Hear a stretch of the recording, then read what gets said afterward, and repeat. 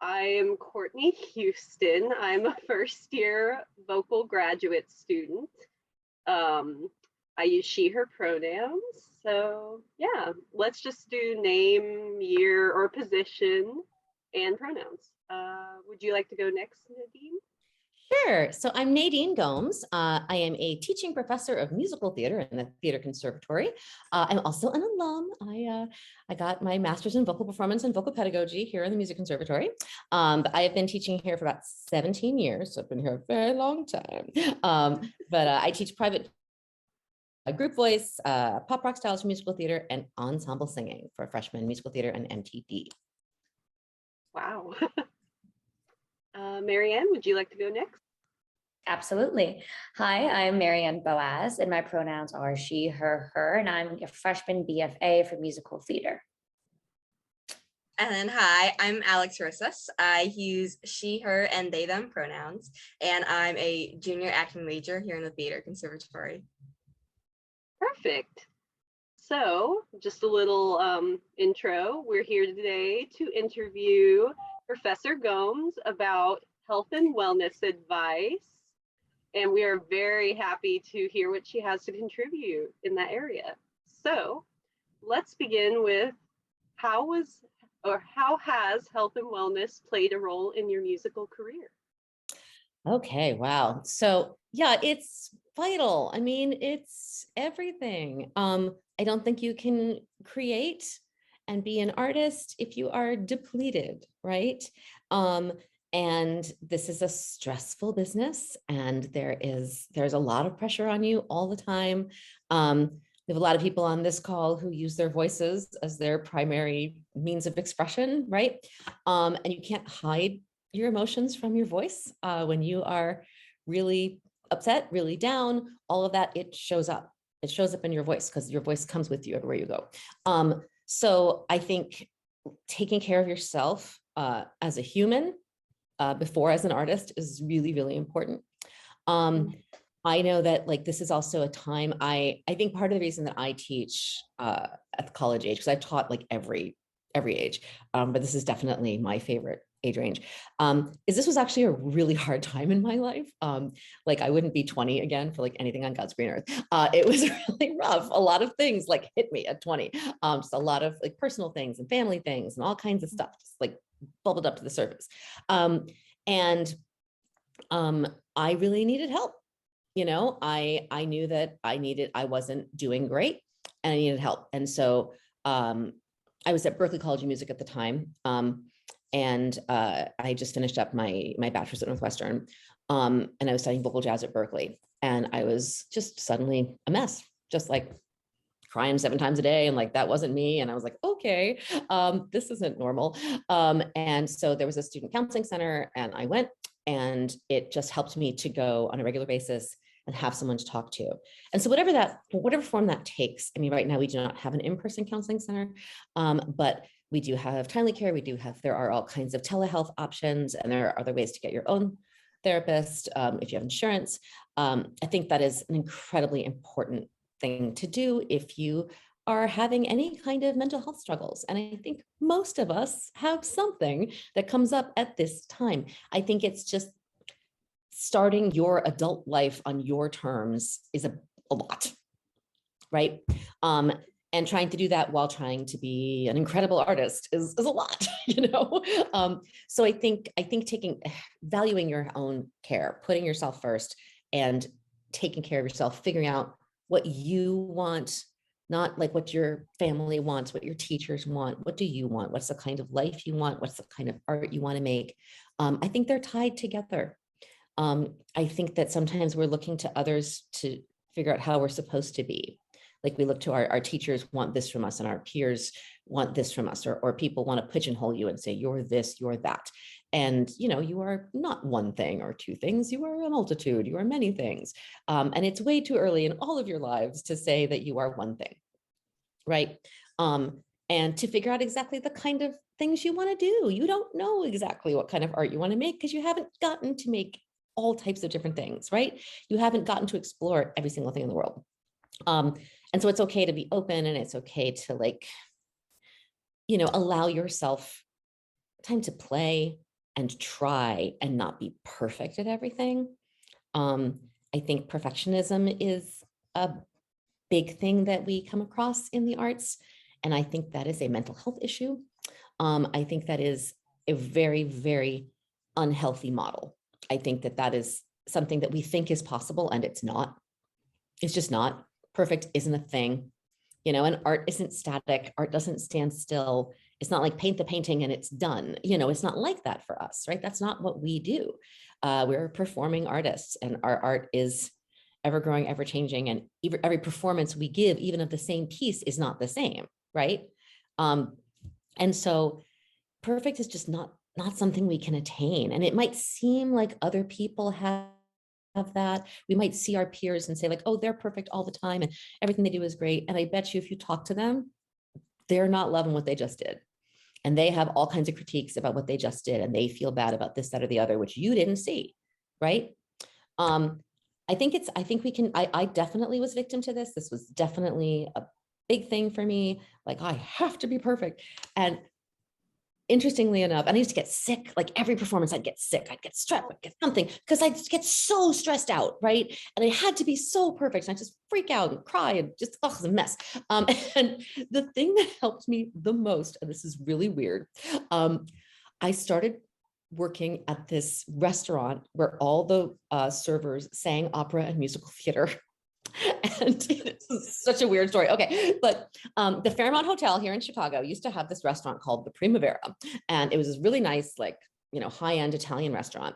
And all the servers sang, and there was a pianist in the middle of the room, and when you had a free minute, you would go up and like you'd sing a song and like stroll around the room and sing your aria or sing your musical theater piece or whatever.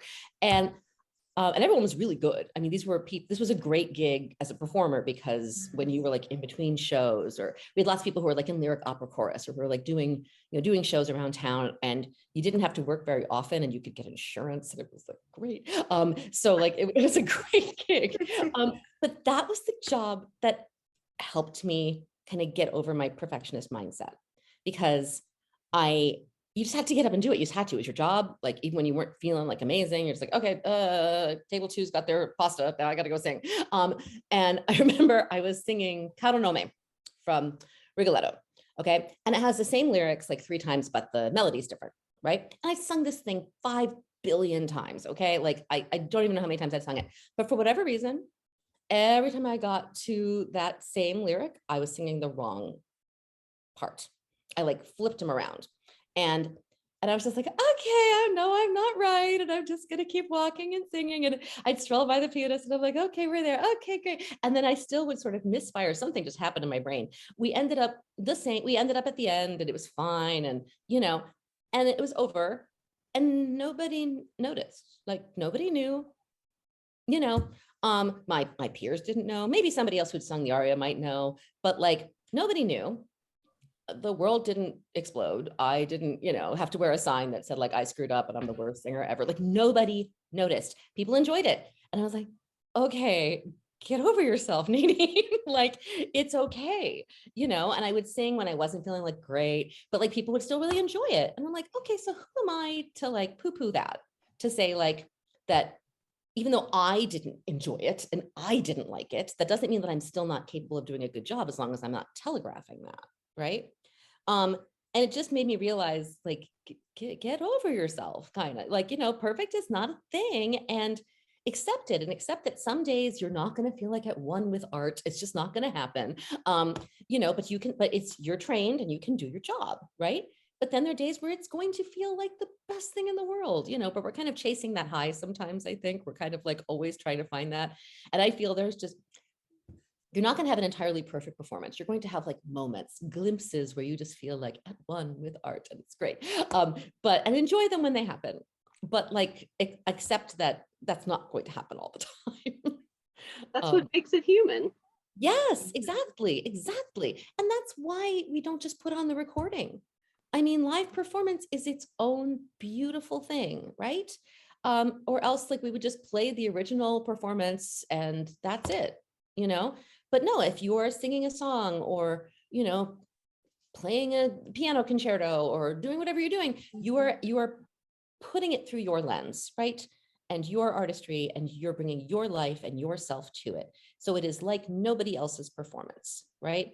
And there's magic and beauty to that. And I think it's really hard to accept that we are enough, and what we have to say is important and is interesting.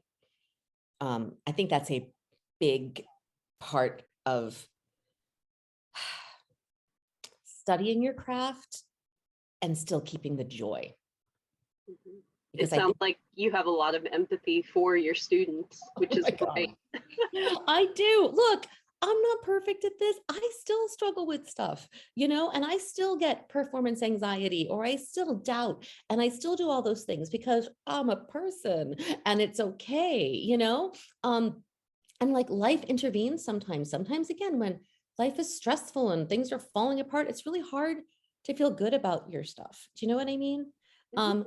And the thing that's hard too, I think it's really easy to feel good about your work when everything's going great and everyone's telling you you're doing a good job. And you're like, yay, art is easy, but it's not. How do you do it when you are messing up or falling down, or you're not getting positive feedback? How do you keep going? Right? Or when there's a pandemic. When there's a pandemic. Yeah. Oh Lord, yeah, like, and I just just like pivot constantly. I mean, it's been crazy, and it's been crazy on the faculty end too. Believe me, like we're all just like, okay, how do I do this now and on Zoom? Okay, but you manage and you do it, and there's still been art and growth and all of these things during this crazy time, right? Mhm. But I think, yeah, finding your joy is really important. Finding moments to just check in with yourself, and not even just joy at doing art, just joy, like do some things that have nothing to do with your art. I think that's important. The biggest advice I give to my private voice students is CCPA is a bubble. Okay. It's not a real thing. Like this world, I mean, you're going to classes, yes, that's real, you're paying tuition, that's real. But like, it's not the construct of the people that you are with and all of that, that's just temporary, right? This isn't the real world. This isn't the real performing world. This is just happenstance that you are with these people at this time doing all of this, right? These people are not your competition. These people, even the faculty, we're not your ultimate judges or whatever. Like, we're not. We are here to impart different ways of doing things, but we're not right. Okay. We are giving you our input, right? And your job here is to glean as much as you can from all these different classes and all these different faculty, and ultimately decide what works for you, right? What your technique is as an actor, as a singer, as a musician, as any of it. You don't have to do, I tell my students, like, you don't have to do exactly what I'm telling you. If you don't like some of these vocal exercises, don't do them on your own. That's fine. You're going to come up with your own warm-up routine, right? That works for you. And there might be advice I give you that doesn't ring true for you. So you know what? Don't do it. It's okay. And especially when you're out there doing your own thing, do what works for you. And that actually leads into our next question perfectly. Next, what resources or practices do you utilize within your own personal routine? Yeah. Okay. So lots of things, like lots of things. Okay. So I'm just to finish up on the bubble, I'm going to just go into that, and then I'm going to tell you. Okay. So the way to get out of the bubble is to step out of this place sometimes. I think it's helpful to have a job that has nothing to do with this place. Like, go do something that has nothing to do with art, nothing to do with this, and go hang out with people who don't do anything with the performing arts. Go talk to like normal other people, I think that's good for you. And get outside of even the loop. Go explore parts of the city. Go get out there. Go check some things out. Feed your soul, feed your inner child. Do what makes you happy. But like, start to envision your life outside of this place, because you're not going to be here that long, and if everything is 24/7 CCPA, that's a lot. That's a lot. And we demand a lot of your time. I know that, a lot. but there are times when you do have some time to yourself. And I think it's like, go explore the city, go try, find a new restaurant, go do something cool. There are like endless places where you can find things to go do. I need to step back from this place sometimes too. I mean, I could get like, I work 2 very intense 14-week semesters out of the year. And it's very crazy for those times, but then I have like all this time off. So it's like, that helps me, that I have that balance. But yeah, I think it's just finding the little things that give you joy, even when you are crazy busy. Can you take out a few minutes to do something? For me, things that I always do, I have my own little like kind of morning ritual. I like to give myself time in the morning. I get up like about 2 hours before I have to get out of the house. And that's so that I can like take a nice long shower. I can have a nice breakfast. I can wake up slowly and not be like, panic and crazy. I pick my outfit out the night before, I like lay it out, but I take time to watch the news. I watch WGN in the morning, which is like Chicago's Channel 9, and it's like the funny news. So like you get like it's the news, but the anchors are really funny and there's a lot of humor mixed in. So like that helps me. So like I like know what's going on in the world, but there's also some stuff that just like makes me laugh. Cute animals are my go-to. That is like what helps me. I'm a crazy cat lady. I got 4 cats at home, but I love a cute animal video. Even little snippets, TikTok is great for this. There's a subreddit on Reddit that's called Tippy Taps. And it's basically just really short videos of animals moving their feet really fast. Okay, it's the stupidest thing in the world. And it's amazing. And it's just like all these different animals just beep, beep, beep, beep, beep, and it's just like the dumbest thing in the world. And it takes 5 seconds to look at it and it's awesome. So like that helps pull me out of myself.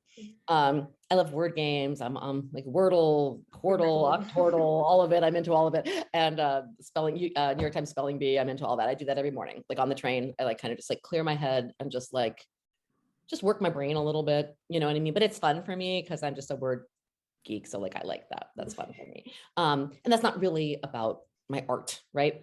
It's just something that feeds my little word nerd brain, so things like that, it's just like finding the little things you can do. And whether that's like, go grab a smoothie, go put on a face mask, go listen to like a pump up playlist, go do, go walk somewhere pretty, go do, like just like teeny tiny little things that are your self-care. What helps you? And like when in doubt, feed your childish self. Go watch like an old cartoon or something that you liked as a kid. Go do something that like, brings back that joy and all of that. I think those things really help, just finding those little moments, carving out those little itty bits of time. When you can just do something, or like watch some trashy TV, go like do whatever, like whatever your guilty pleasure is, like it's okay. You can do that while also working really, really hard as an artist. It's okay. You shouldn't feel guilty about that. So it sounds like kind of just feeding those non-musical joys. Well, you need to have something to make art about, right? You That's do. true. You do. You need to have a life so that you can make art about your life, and if all you're doing is like, I think the other thing that's really important is, especially when we are in a conservatory, we focus so much on all the work we still have to do, right? Everything we're trying to improve, everything we're trying to work on, right? And we do not stop to give ourselves credit for what is going well. And I find this to be incredibly important. I will share with you that when I was 20 and going through my like terrible crisis, I also got into a place where I could perform. I was in like a vocal jazz group and we performed for like thousands of people. We toured, we did all these things. That was fine. But I could not sit with my own voice in a practice room without judging it so hard that I just burst into tears. Like 3 notes, I was gone. That's it. Couldn't do it. Could not sit with my voice without judging it so hard. I was just not in a place where I could be kind to myself at all. Okay.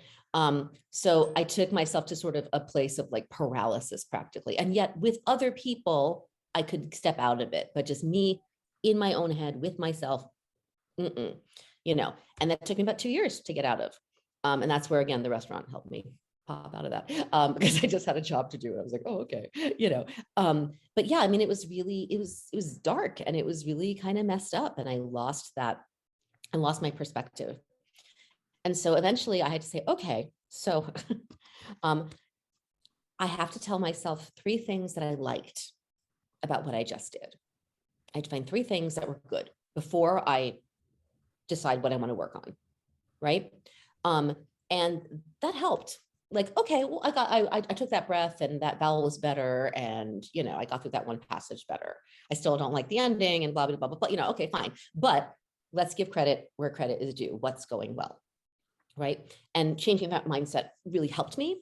It's something that I tell my students to do too, especially those who are really, really hard on themselves.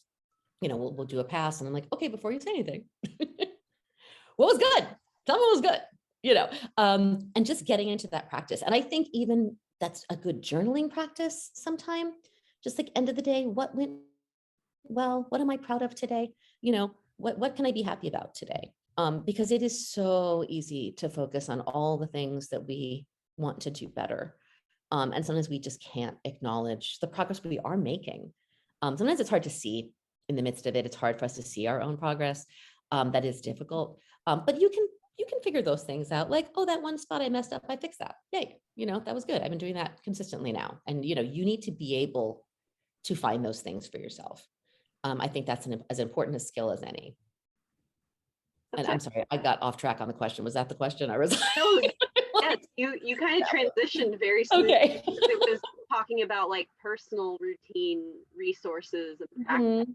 And I think you covered, because you talked about Wordle and feeding those interests and back to the perfectionism. Like, I have to say, I never thought of perfectionism as a mental health issue, but more and more it does seem to become that. I really think it is. And I feel like it is usually not just in your art. If you are a perfectionist, it shows up in other ways, And I remember being a grad student at CCPA, and I was in, because I had gotten my undergrad in theater. So I had to take like the theory series here. So like I had some deficiencies. And so I was in a theory class and I got a quiz back and I got a C. And I was 28 and fully cried in class because couldn't stop it. Just like that was unacceptable to me. I don't get C's. And of course, I mean, yes, I got things wrong. I got a C, like it's fine, but like in the moment, that was tragedy, that was so hard, and it happens, but it's like, so it's a tendency and it wakes up every now and then and you're like, shh, stop it. It's okay. It's okay. Like we all have that stuff and it does like it comes to bite you sometimes when you it's an ongoing practice. It is. And it did come back to me. Like I did a good job with it in my early 20s. And then when I got to grad school, it rose up again. And I will tell another story because this is fitting. So my first semester here as a grad student, as a vocal performance major, and I'd come from theater, and I sort of had this idea of like, everyone's going to see me as a musical theater person, and they're not going to be like, you can't do opera, blah, and I had to sing for a rep class. Okay. And so we're just all the voice majors, like, sing stuff, right? So there were like 25 people going that day. I was the second to last person to go. And I was like, okay. But like the week before, I was just a wreck. I was just like crying and sobbing every lesson. I'm like, I'm not ready. People are going to judge me and blah, And so I'm like, okay, you're not doing okay. And I found a book in the library. It's out of print now, but I think it's still out of the library. I think it's called The Performer Prepares. Oh, I forget the name of the guy, Michael somebody. But it was really interesting. And he talked about working with musicians, and not just vocalists, instrumentalists, all these people who are preparing for big performances, right? And who had kind of fallen down in the past in some way and were nervous about this. And so we had all these techniques for how you could kind of regain your focus and give a good performance. And the big thing that I took from there was that it was like, okay, obviously practice, learn your stuff, do your thing, right? But the things that I really needed to think about were, what do I really want to achieve? Like, how do I want to physically feel during the performance. And that could be different. I want to feel strong. I want to feel vulnerable. I want to feel in charge. I want to feel warm. I want to feel open. I want to whatever, right? How do you want to feel? Okay, how can you do that? How do you want the audience to feel? What effect do you want to have on the audience? You know, I want them to empathize with what I'm saying. I want them to get lost in the imagery, whatever, right? How are you going to do that? What do you musically want to achieve? You know, what are your musical goals for this performance? You know, well, I want my runs to be clean and perfect, and I want to get all the dynamic range I'm looking for, or, you know, whatever it is. How are you going to do that? And it wasn't about like, how am I doing? It was like it was really thinking about, what do we want to achieve, right? And how could you, and just problem solving and taking a step there. And so I like, you know, worked through this workbook and like furiously wrote down what I wanted to, and I was singing 2 songs. It wasn't like I was like, you know, doing the ring cycle, but like, you know, whatever. But it was a lot at that moment. It felt like a lot, you know, and singing for performing for your peers is hard. Let's face that. I think that is hard. It's harder than doing a professional audition, I think.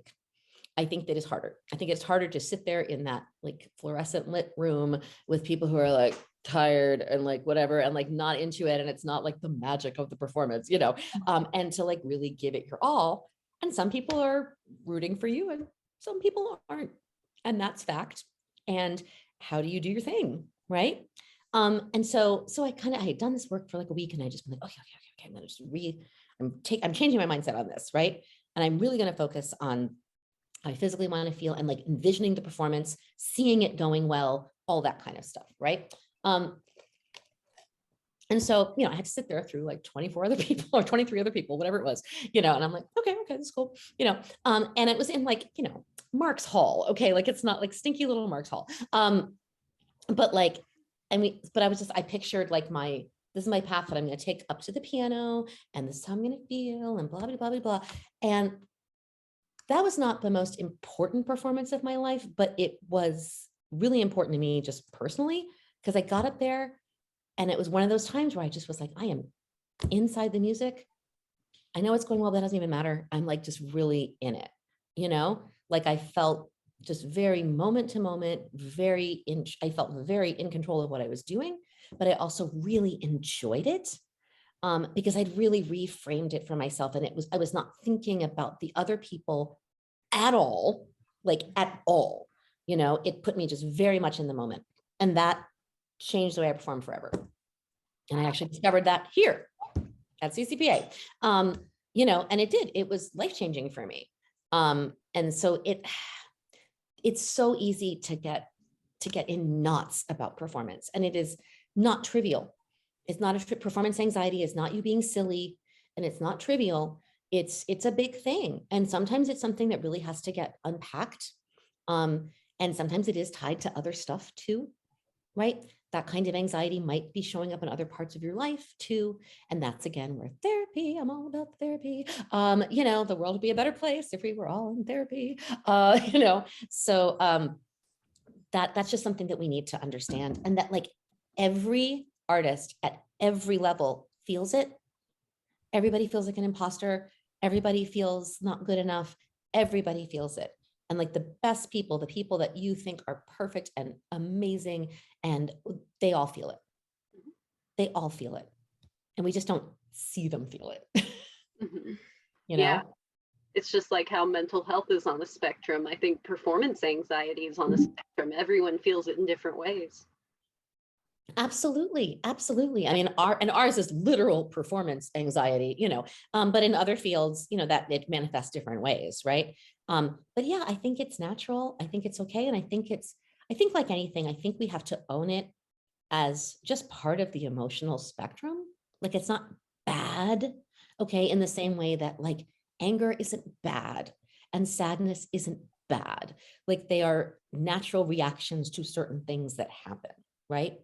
But there are ways that we can decide to sit in a feeling or not, right? We can decide to like, and there's times that, you know, you just got to get into it and you just got to be sad and let yourself be sad. That's cool. There's nothing wrong with that. But, you know, you don't want to be so sad that you ever can't get out of it. Right. And like, and finding strategies to move past that, right? Which is tough and challenging for different people in different ways. And sometimes that's strictly chemical and you've got to, medication, you need therapy, you need all these different things, but like coping tools too, right? So mindset is a big one. And there's there's a book I really love. I'm gonna take a sip of water because I'm talking a lot. Hydration is good too. There's a book I really love. Yes, good job, Marianne. Yes, called Mindset. And it's by Dr. Carol Dweck, Dweck. And it's an amazing book and it's an easy read. But it's basically about the idea that we can have a fixed mindset or a growth mindset about our ability. So back when we were talking about like how it's easy to feel good about stuff when everything's going great, right?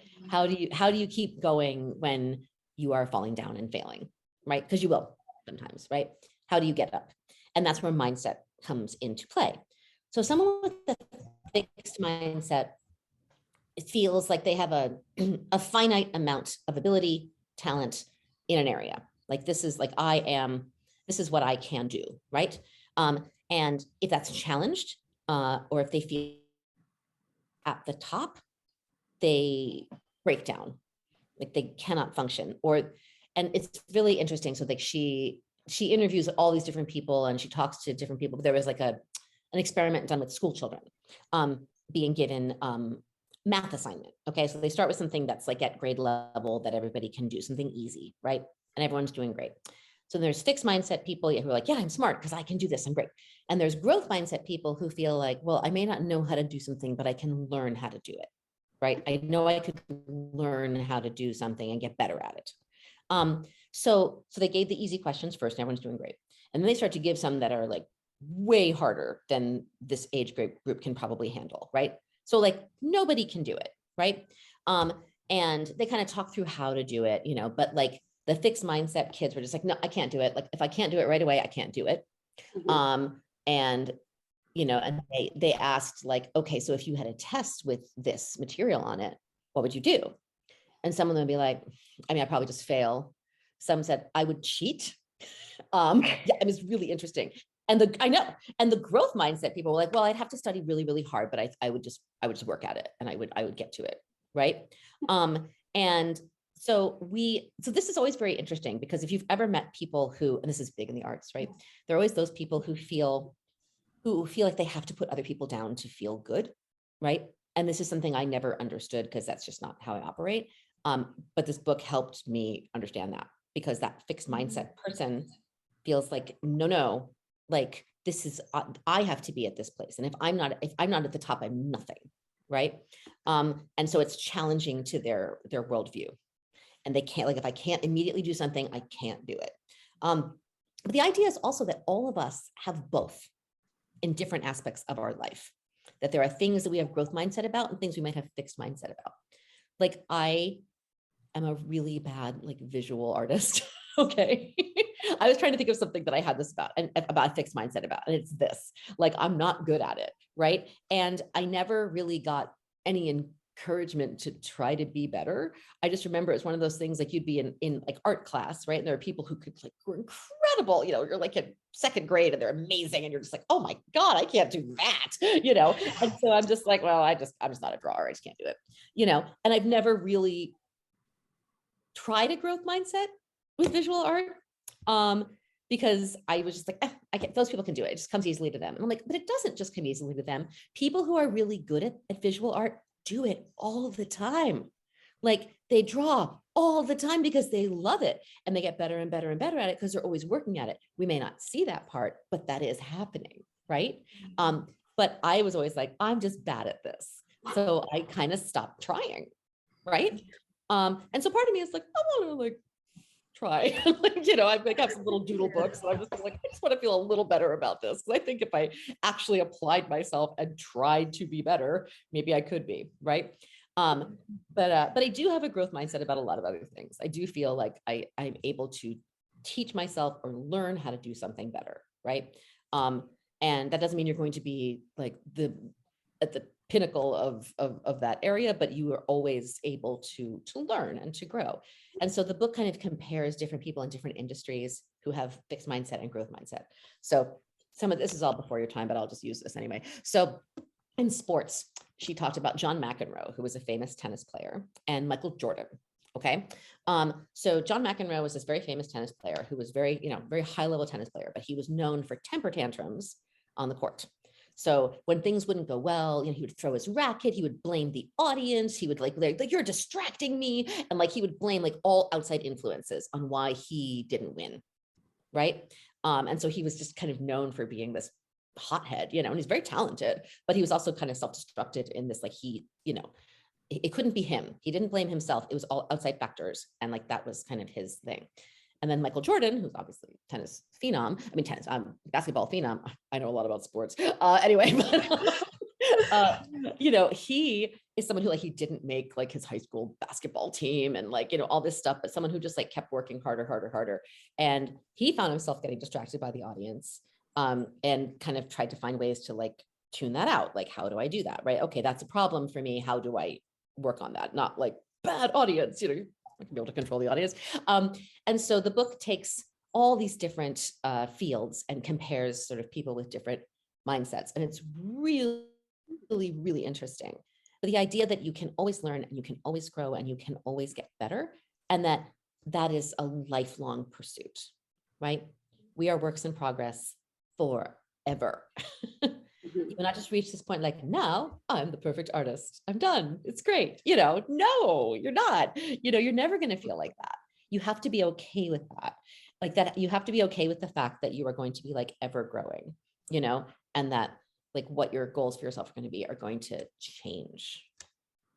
Yeah. I mean, we definitely don't want to be the same people we were 5-10 years ago. Nope. And you look at people who are performing well into their, 70s, 80s, who still have something to share with the world, right? Who still have a lot of art to give and a lot to learn, and they're still learning from all of those things. So I think, I don't know, I think sometimes people think they come here and they should just know everything already, or they're supposed to already just be practically done. And I think that's an unreasonable expectation. Yeah. I mean, not a good thing. Mm-mm. Well, I do want to ask a little bit different vein of thought. How do you maintain healthy relationships of any kind, like friends, partners, parents, while working as a professional musician or music teacher? Or in your case, you've done both. Yeah, sure. It's hard. I'm not going to lie. It's hard. And there are times when you just don't have time for anybody. And that is difficult. I will say, actually, I do find it a little easier now with texting and social media and all that stuff. The good part of that is okay, I don't have time to hang out or have a long phone chat or whatever, but I can send you a GIF of something that makes me laugh, or I can, you can just send a text, you can DM, you can, whatever. You can do video. Yeah, yes, gotta do it. All those this made me think of you, blah, you know what I mean? And you can just do that. And even those little bits of connection, and it means something. It's nice to do for your friends when they are deep in it, that they know you still love them and care about them. And it's nice to do while you're in the midst of it too. It helps you sort of it can be one of those little, step aways, right? It can be that you can take a few minutes to just, send a few funny things, share a joke, do whatever, this funny thing happened, those little but those things matter. I mean, two of my very best friends live in New York, and I don't get to see them very much. But they're awesome. And we definitely find ways, these little ways, to keep in touch until we can hang out, and just spend all our time together. And then it's no time has passed, and I'm married, and my husband is very understanding and knows I'm I'm crazy right now. I'm crazy. And he's I get it, and we help each other through those times, so it's just, you've just got to communicate, and you've just got to find the little things that you can do to just stay in touch and let someone know you're thinking of them, but you're busy, and you're allowed to be busy, and you're allowed to, focus on your career at key times when that's what you have to do, that's okay. And if there are people in your life who don't understand that, then those are maybe not the people you need to have around all the time. You need to have people who support you and support this lifestyle, and really understand that this is how it's going to be sometimes, and you will make effort. You need to make effort too. There's reciprocity, but like that's important. I think that your dreams matter and your life matters. And if it's not a 9-to-5 existence, that's okay. I do try to carve out time. I do try to get most of my work done. Like now as a teacher, most of my work done during like business hours, which means I'm really crazy during the business hours so that I can have downtime to hang out with my husband. I try to keep my weekends free now. But that's after decades of working through the weekends and, having like one day off a week maybe. And, I'm at a place now where I'm like, no, I'm not working on the weekends. But that was not something I could do when I was a younger artist, right? Yeah. So, there are going to be crunch times. There are going to be crazy times. It is part of the deal. You're going to run around, you're going to tour, you're going to you might not be around anybody you know for a while, all of those things. And that is challenging. But that's, again, just why like keeping those little touchstones, I think, make a big difference. Yeah. On relationships. Yeah, Marianne. Sorry, just want to button really quick. For relationships that you can't necessarily control how much they're in your life, they have a set time they are in your life, and they're not exactly the most beneficial and might be a little draining towards perfectionism and stuff like that. How do you limit what you take in from that, and how do you separate yourself? And that's tough. I had a kind of a challenging relationship with my parents for a while, especially with the arts. They were not very supportive of this. They thought this should be a hobby and not like a thing I do all the time. And that was challenging, I'm not gonna lie. So I don't know if we're talking about a family situation or if we're talking about, that's hard. And there were times I had to step back, and times when I did have to kind of pull myself out or really limit or, put it under my control about like when I'm going to see you and when I'm going to talk to you. That's hard. Those kind of boundaries are difficult. It did get better, but it was hard. It was very, very challenging for a while. So I think part of it is knowing who you're dealing with and knowing that some people just have limitations and they cannot be what you want them to be. They are only capable of being who they are. And that if you're expecting them to suddenly have this revelation and treat you beautifully and get it and be supportive, you're only going to be disappointed. And so you have to know that this person has limitations, and I'm sure that they're in your life and they care about you in certain ways, right? But they maybe can't help you with this. And so that's just not advice that you're going to take in. Something that I always tell people is that, because if I had a superpower, it would be to be able to erase your memory of crappy things people have said to you about your art. Okay, because wow, do we carry that, right? When you think about how many compliments you've gotten as an artist, right?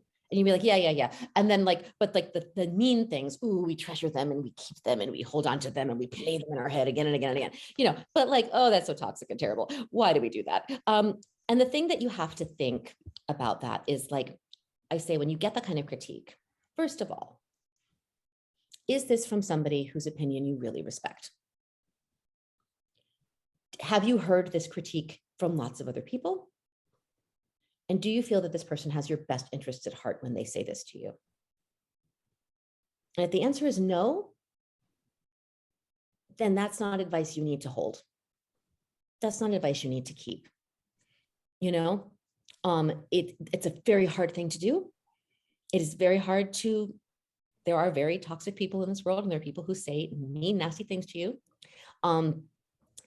And learning how to not own it is challenging. I had some peer-to-peer interactions when I was in grad school. I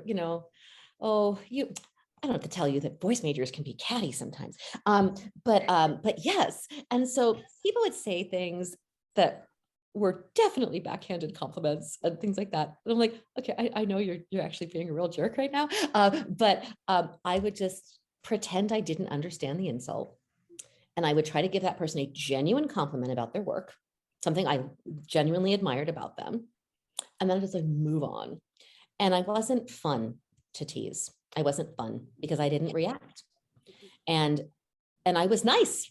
So like makes them feel bad about being a jerk to me. So like it started to not become a thing. I'm like, I'm not, this is your insecurity projecting right now. And I'm not gonna own it. I'm going to say something nice to you, and maybe that'll teach you to say nicer things to people and be more supportive, be a genuinely supportive person. So I try to model the behavior that I wanted.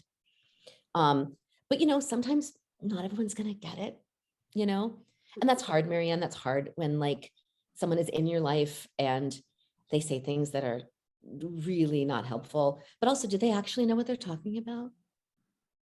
Right. And if they don't, don't take that. Don't own that. That's not real, but that's hard. That's hard. That is challenging, this is that kind of business. I mean, there are people who kind of like to poke at you, but hopefully you create your own tribe, and your own family of people who do want the best for you and want you to succeed and support you. And you do the same for them. And you model kindness and you model support, and hopefully you get it back. Yeah. Thank you. I know that you have to go soon, but before we let you get on with your day, is there any, like, I guess, pinnacle of advice or just something you want to impart to the students and musicians before you go? I mean, I applaud each and every one of you. I think following your dreams and going into this business is hard and it's challenging, and you're working so hard all the time. Okay. And being willing to take in this much critique and feedback and all of that is a lot, right? So like, give yourself some credit for the fact that you are willing to do the work, and know that like, it's okay that it's not always sunshine and roses. That's all right. But you care about your art. You're following your joy. You have something you're passionate about. Not everybody does, you have something you're passionate about. And I think we owe it to ourselves as humans to follow our joy and our passion wherever that leads us. And that may change and morph and, go into different directions than it is right now. Or it may be exactly what you're doing right now. Right. But like, if you have a passion, you should follow it, knowing that it can be a bumpy path, but like, it's worth it, and that your artists are bringing joy and understanding and empathy into the world. That is part of what we're trying to do. We're drawn to art for those reasons, and we want to create art for those reasons. And that's a beautiful thing, so you are on a really important journey, and just take care of yourselves throughout it and take care of each other, and don't lose heart on the poopy days. They happen, enjoy the good ones, get out, explore the city, have some fun, do good things, do good things that have nothing to do with the art. And I can't wait to see you all just kick butt out there. You're awesome. Yes. Well, that was a lot of excellent like info and stories. We love stories, musician stories, and just chatting. So it was my pleasure. So on behalf of the Center for Arts Leadership, we thank you, and we hope that you have a good day, not a poopy day. No, thank you. And I do want to say, I think the CAL is amazing, and I love what you're doing. And I hope that everybody gets more involved and goes to as many CAL events as you possibly can. And I think everyone who works at the CAL is doing incredibly important work. And I think that's really exciting. So thank you for everything you do for us too. Thank you. All right. Thank you. Bye, everybody. Bye.